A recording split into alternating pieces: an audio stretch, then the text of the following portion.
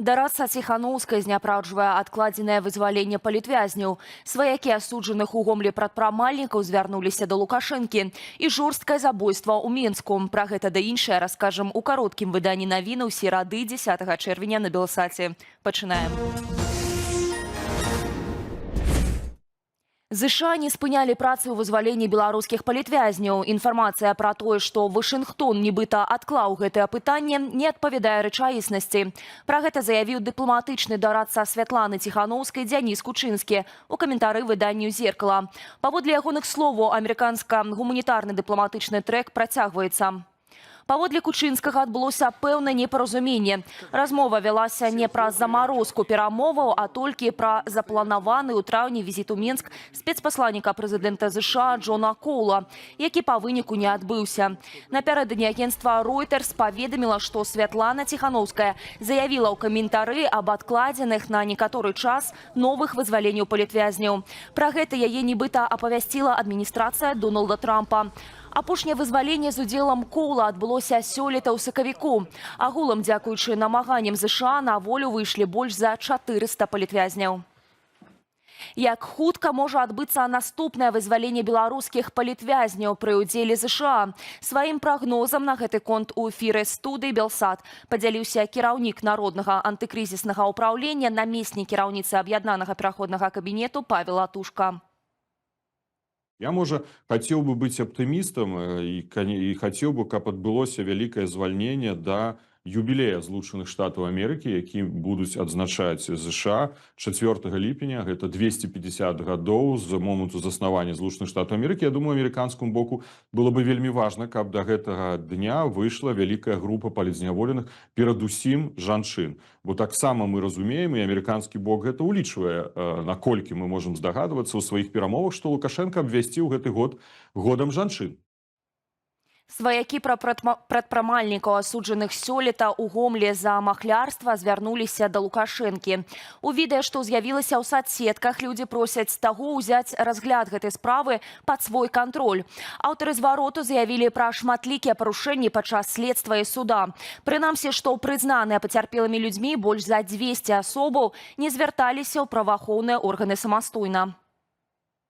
Их вызывали сотрудники ГУПОП и ОСК, заставляли писать заявления, многим угрожали, что иначе они будут соучастниками. Показания потерпевших записывались не с их слов, о чем многие из них открыто сказали в суде. Указывали о давлении со стороны следствия. Показания потерпевших на следствии написаны все под копирку. Асобна аўтары відэа заявілі пра ўжыванне гвалту да іхных блізкіх, у тым ліку падчас судовага працэсу. Суд паводле справы, фігурантамі якой сталіся 13 асобаў, адбыўся 31 сакавіка. Паводле следчых, падсудныя прапаноўвалі людзям грошы ў доўг, але абавязковую умову было афармленне дарагой бытавой тэхнікі ў растэрмінаванне. Тавар прадпрымальнікі забіралі сабе для перапродажу, а кліентам аддавалі суму значна меншую за рэальны кошт пакупкі. Агульная шкода перавысіла 820 тысяч рублёў. Вінаватым прызначылі ад 3 до 8 гадоў пазбаўлення волі. Кіроўцы таксі і маршрутак у Беларусі робяцца больш уважлівымі на дарогах і здзяйсняюць менш парушэнняў. Да такой высновы прыйшла транспартавая інспекцыя, піша дзяржаўная кампанія «Белта». Паводле ведомства, за першыя 4 месяцы гэтага года выяўлены 961 выпадак невыканання патрабаванняў. Гэта амаль на траціну менш, чым за аналагічны перыяд летась. Найчасцей інспектары фіксуюць неадпаведнасць вонкавага афармлення транспарту усталяваным нормам, адсутнасць у кіроўцы дакументу, а таксама эксплуатацыю аўтамабіляў з тэхнічнымі няспраўнасцямі. Пры гэтым у інспекцыі адзначаюць, што перавознікі хутка выпраўляюць недахопы, каб пазбегнуць прастою транспарту і фінансавых стратаў. Больш жорсткае пакаранне, у тым ліку канфіскацыя аўта, чакае злосных парушальнікаў. Гэтак з студзеня да траўня ў іх адабралі 79 транспартавых сродкаў, сярод якіх 61 аўтамабіль таксі. Малако, мяса, курыца і макароны. Сацыяльныя зніжкі на гэтыя ды шэраг іншых прадуктаў у Беларусі падоўжылі да канца года. Адпаведнае пагадненне падпісалі Міністэрства антыманапольнага рэгулявання і гандлю і 13 буйных гандлёвых арганізацый. Сацыяльныя зніжкі прадугледжаныя для пенсіянераў, людзей з інваліднасцю, шматдзетных сем'яў і малазабяспечаных асобаў. У спіс тавараў, на якія распаўсюджваюцца акцыі, уваходзяць 13-30 прадуктаў першай неабходнасці. Адзначаецца, што сёлета са спісу прыбралі прэміяльныя сыры, але дадалі грэчку. На ўсе гэтыя прадукты будзе мінус 10% ад першапачатковай цаны. Пагадненне аб сацыяльных зніжках для ўразлівых катэгорыяў грамадзянаў дзее са студзеня 2022 года. Жыхары дому на вуліцы Шрадара ў Віцебску вярнуліся ў свае кватэры. Днямі там прасеў грунт. Цяпер жа ўсе аднаўленчыя працы на аб'екце скончаныя. Пра гэта паведаміла дзяржаўнае выданне «Віцбічы». Як зазначаюць спецыялісты, абследаванне паказала, што пагрозы для будынку і яго жыхароў няма. Планава ў шматпавярховіку будзе працягвацца замена каналізацыйнага трубаправоду. Асноўны ўчастак сеткі ўжо пракладзены, а цалкам завяршыць рамонт службы плануюць да канца лета. Прасяданне грунту каля шматкватэрнага дому на вуліцы Шрадара адбылося 8 чэрвеня. На час аварыйна-аднаўленчых працаў жыхароў будынку часова адселялі. У Менску расследуюць абставіны трагедыі, у выніку якой загінулі 2 асобы.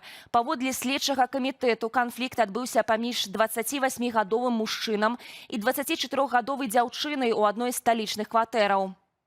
Падчас сваркі мужчына нанёс дзяўчыне шматлікія ўдары ножом і нажніцамі. Атрыманыя раненні аказаліся смяротнымі. Пасля чаго ён нанёс смяротнае раненне сабе. Суседзі распавялі журналістам, што чулі крыкі дзяўчыны з просьбай дапамагчы і выклікалі экстраныя службы, аднак уратаваць ахвяру нападніка не ўдалося. Праваахоўнікі высвятляюць усе акалічнасці трагедыі. Паводле факту здарэння следчыя завялі крымінальную справу за забойства. У Берасці новы пляж Зарэчны не папрацаваў і тыдня пасля адкрыцця, як стаўся ахвяраю вандалаў. На гарадскую маёмасць паквапіліся невядомыя. У выніку не толькі пашкоджаная інфраструктура, але і сур'ёзныя страты для гораду. Камунальныя службы напярэдадні выявілі, што з душавых стоек зніклі спецыяльныя краны. Зламыснікі літаральна вырвалі іх з канструкцыю, што прывяло да маштабнага выцеку.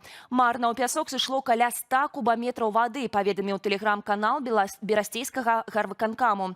Спецыялісты пачалі тэрмінова ліквідаваць паломку, а мясцовыя ўлады заклікаюць беражліва ставіцца да супольнай маёмасці.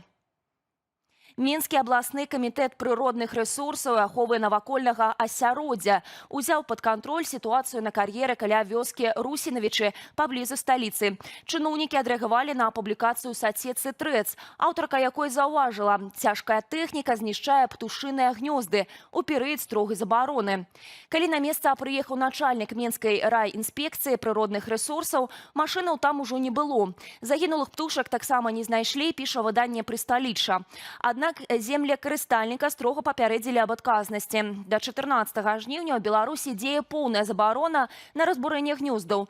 Парушальнікам пагражае штраф да 1350 рублёў для індывідуальных асобаў і да 22,5 тысячаў для юрыдычных, плюс кампенсацыя нанесенай прыродзе шкоды.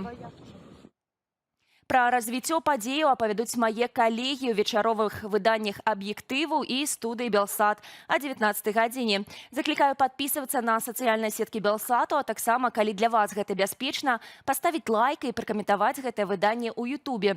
Так вы падтрымаеце нашу працу і дапаможаце распаўсюду незалежнай інфармацыі. Беражыце сябе і заставайцеся з «Белсатам».